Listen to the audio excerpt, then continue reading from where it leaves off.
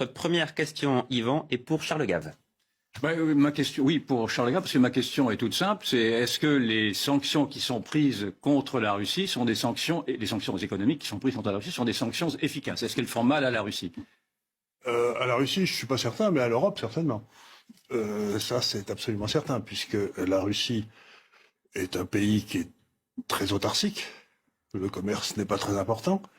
Il domine complètement tout ce qui est le monde de l'énergie. Par exemple, 30% de notre énergie en Europe nous est fournie par la Russie. Si on réussit, comme il y a une pénurie de pétrole et d'énergie fossile aujourd'hui dans le monde, parce qu'on n'a pas cherché de pétrole et d'énergie depuis 10 ans, eh bien, le prix de l'énergie va continuer à monter.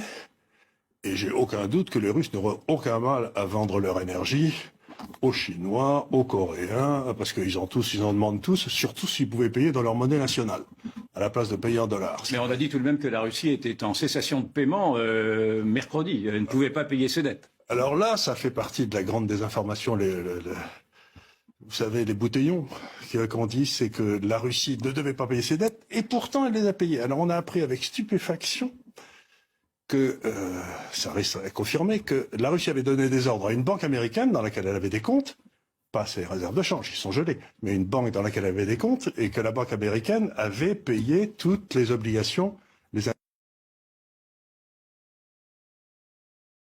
intérêts sur les obligations. Et donc ça veut dire simplement que ces braves Américains, ils ont eu une telle trouille à l'idée que la Russie puisse faire défaut, ce qui créerait des complications gigantesques dans les marchés financiers, alors qu'il n'y a aucune raison qu'elle fasse défaut, qu'ils auraient autorisé la banque américaine, c'est-à-dire le Trésor et la Banque centrale américaine, ont autorisé à payer. Et ça, vous en êtes sûr? J'en suis pas certain, mais en tout cas, la Russie a dit, nous avons payé, nous avons donné l'ordre à notre banque qui s'est exécutée. Donc, personne n'a rien dit dans le sens inverse. Ça voudrait dire que c'est du grand n'importe quoi. On nous dit qu'on bloque les paiements à la Russie. Je vous signale que les livraisons de gaz russes à l'Europe ont augmenté depuis le début de la guerre. Et qu'elles sont payées. Vous confirmez Oui. Effectivement, la Russie n'a jamais coupé le robinet du gaz pour l'Europe. Au contraire, elle respecte les contrats qui ont été signés et elle continue de vendre son gaz au tarif spot. Et ce qu'il y a d'extraordinaire, c'est que ce gaz est quand même beaucoup monté à cause de toutes les bêtises et aussi de la pénurie d'énergie, et que donc aujourd'hui, la Russie touche de l'Europe 800 millions de dollars par jour de plus.